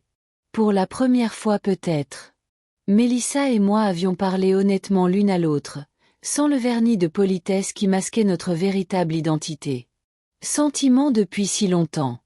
Ce n'était pas une conclusion. Ce n'était pas une guérison, mais c'était réel. Et la réalité, aussi douloureuse fut-elle, était préférable aux illusions réconfortantes avec lesquelles j'avais vécu pendant des décennies. Quand Tyler revint, ce soir-là, son expression pleine d'espoir s'estompa rapidement devant mon air solennel. Ça ne s'est pas bien passé, hein? Demanda-t-il en s'installant à côté de moi sur le canapé. Ça s'est passé honnêtement, répondis-je prudemment. Parfois, l'honnêteté ne suffit pas. Je me sens bien dans l'instant présent. Il hocha la tête, paraissant plus âgé que ses 19 ans. Maman. Elle m'a envoyé un texto. Elle a juste dit, certains riffs sont irréparables. C'est vrai. Il réfléchit à sa question, voulant être honnête sans détruire complètement son espoir. Certaines erreurs sont irréparables. De la manière que nous espérions initialement, ai-je dit enfin. Mais cela ne signifie pas que la guérison est impossible. Elle pourrait simplement sembler différent de ce que nous attendions. Différent en quoi? Eh bien, j'ai commencé à rassembler mes pensées. Peut-être qu'au lieu d'essayer de recréer ce qui a été perdu, nous construisons quelque chose de nouveau avec des limites plus claires et plus d'honnêteté. Tyler est resté silencieux pendant un certain temps. Moment, à digérer ça. Elle souffre vraiment, tu sais. Même avant que tout ça arrive avec toi, elle était. Elle essayait toujours de se prouver quelque chose, à elle-même, à son père, à tout le monde à l'hôpital. Sa perspicacité m'a surprise. Quand es-tu devenue si perspicace? Il haussa les épaules, un léger sourire éclairant son expression sérieuse. J'observe les gens. J'ai toujours eu ça. C'est peut-être pour ça que j'étudie la psychologie plutôt que la médecine, comme maman le voulait. On a commandé une pizza. Soirée, un plaisir rare dans ma famille habituellement soucieuse de sa santé, et nous avons discuté de sujets plus légers. Ses études, ses amis en Californie, ses projets pour l'été. En fait, dit-il alors qu'on terminait les dernières parts, je me demandais si je pourrais rester ici tout l'été. Pas tout le temps. J'ai un poste de chercheur prévu en août, mais pour juin et juillet, la demande m'a réconforté. Bien sûr que tu peux, mais qu'en est-il de tes parents? Papa déménage à Chicago pour un nouveau travail. Et maman, il hésita. Maman n'est pas dans une situation idéale en ce moment. L'appartement qu'il loue est minuscule, et elle. Je travaille tout le temps. Je crois qu'on se rend mutuellement malheureux. Je lui ai tendu la main. Tu es toujours le bienvenu ici. Tyler, Aussi longtemps que tu en auras besoin. Au cours des semaines suivantes, un nouveau rythme s'est installé dans mon appartement. Tyler dormait tard. Étudiant, tandis que je poursuivais mes exercices matinaux pour renforcer mon genou. Nous partagions nos repas, regardions des vidéos de vieux films que j'avais adorés à son âge, et je me suis progressivement installé dans une routine conviviale qui semblait à la fois nouvelle et profondément familier. Un matin, alors que je revenais de ma promenade quotidienne, maintenant étendue à une. Après avoir parcouru 1,5 kilomètre, j'ai trouvé Vivant qui m'attendait devant mon immeuble. Inspection surprise, elle. Annoncée avec un sourire. Je veux voir comment tu vas vraiment, pas juste la version édulcorée que tu me donnes sur le téléphone. Autour d'un café dans ma cuisine, elle m'observait d'un œil critique. Tu es belle, Anne. Tes joues sont roses. Encore une fois. Je me sens bien, ai-je admis. Mieux que je ne l'ai été depuis des années, en fait. Et comment vont les choses avec Mélissa? J'ai soupiré, remuant distraitement mon café. Nous sommes dans l'impasse. Elle croit que je l'ai trahie. Je crois qu'elle m'a trahi. Aucun de nous ne semble capable de comprendre le point de vue de l'autre. Laisse-lui le temps, Vivien. Conseiller. Il y a 6 mois, on n'aurait même pas reconnu qu'il y avait un autre point de vue à prendre en compte. Son observation. Cela m'a semblé profondément vrai.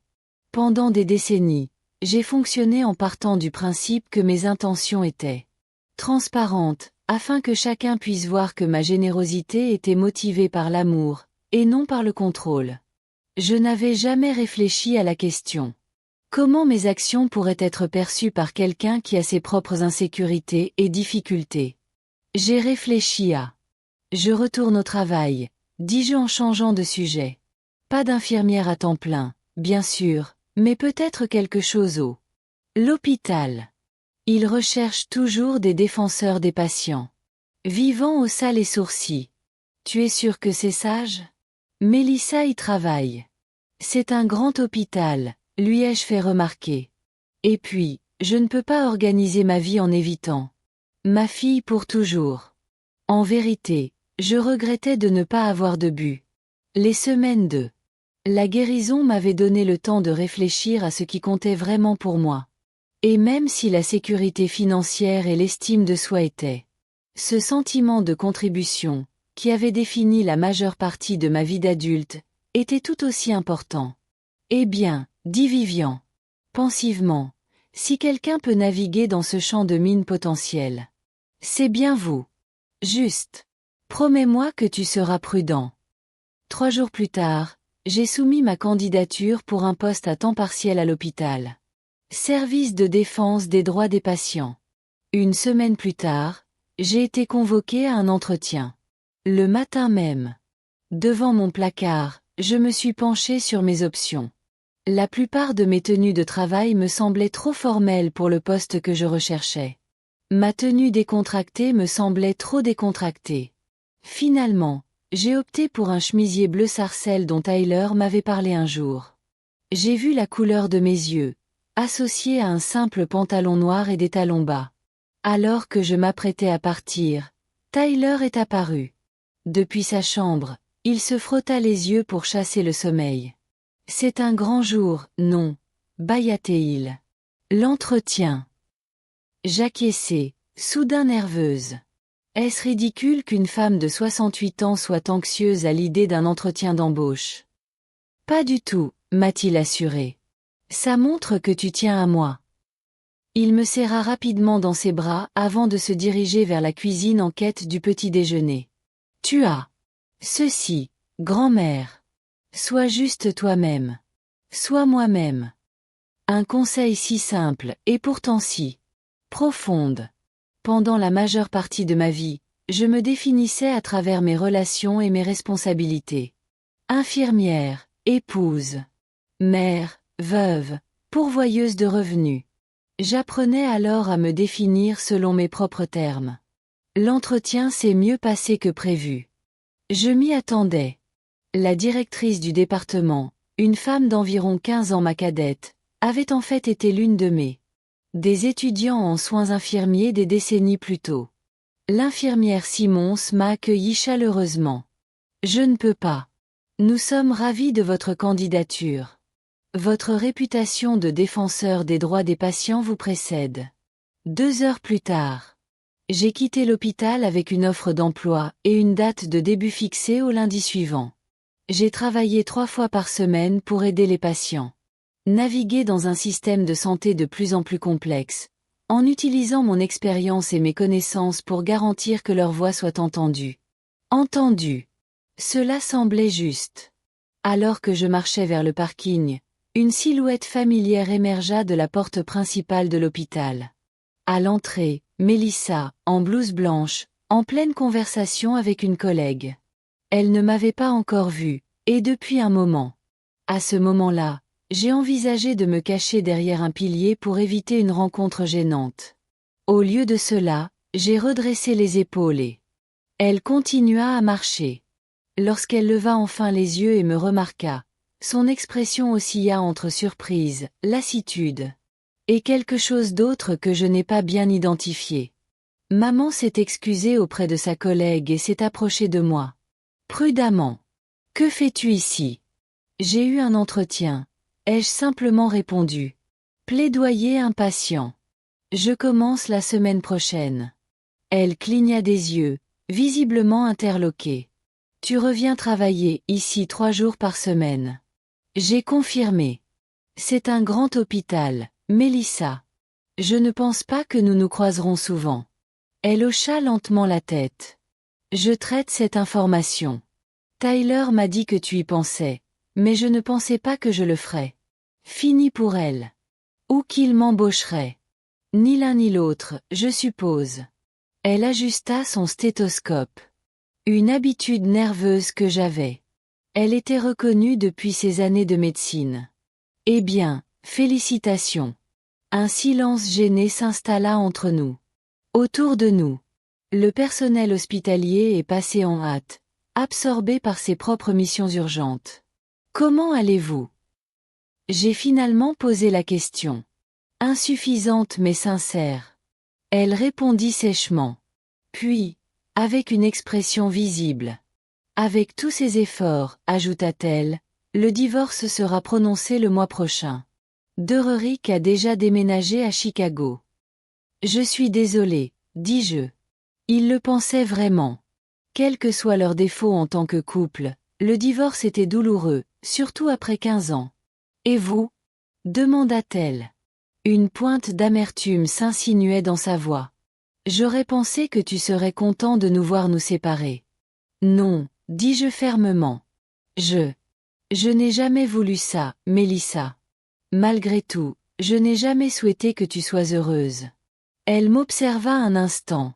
J'essayais de déterminer ma sincérité. Tyler semble heureux de rester avec toi. C'est un jeune homme remarquable, dis-je, reconnaissante. Pour un sujet plus sûr. Tu devrais être fier de lui. Je le suis, reconnut elle. C'est une chose que Dererik et moi avons bien faite. Un autre silence, moins tendu qu'avant. Je devrais rentrer, dit-elle finalement en désignant l'hôpital. Opération dans 20 minutes. Bien sûr, elle hésita. Puis il a ajouté. Peut-être pourrions-nous prendre un café un jour pour discuter de la façon dont nous gérons le travail dans le même établissement. Ce n'était pas vraiment un rameau d'olivier, mais plutôt une reconnaissance pragmatique de notre nouvelle réalité. Mais c'était quelque chose. Comme ça, ai-je répondu. Alors qu'elle se retournait pour partir, je l'ai appelée. Mélissa, je voulais dire. Ce que j'ai dit avant. Je veux que tu sois heureuse. Elle marqua une pause, sans se retourner complètement. Je sais, maman. À ta manière, tu. Je l'ai toujours fait. Ce n'était ni pardon ni réconciliation. Ce n'était même pas particulièrement chaleureux, mais c'était sincère. Et après des décennies de politesse masquant des ressentiments plus profonds, l'honnêteté semblait être une fondation que nous pourrions éventuellement construire. Ce soir-là, alors que Tyler et moi célébrions mon nouveau poste en mangeant des plats à emporter de mon restaurant thaïlandais préféré, j'ai Je me suis senti envahi d'un optimisme inattendu. Tu sembles différent, observa Tyler en m'observant par-dessus son bloc-notes. Cravate. Plus léger en quelque sorte. Je me sens différent, ai-je admis. Pour la première fois de ma vie. Dans la vie, je fais des choix basés uniquement sur ce que je veux et ce dont j'ai besoin, et non sur ce que je pense que les autres attendent de moi. Et qu'est-ce que ça fait? Demanda-t-il. J'ai réfléchi à la question, cherchant les mots justes.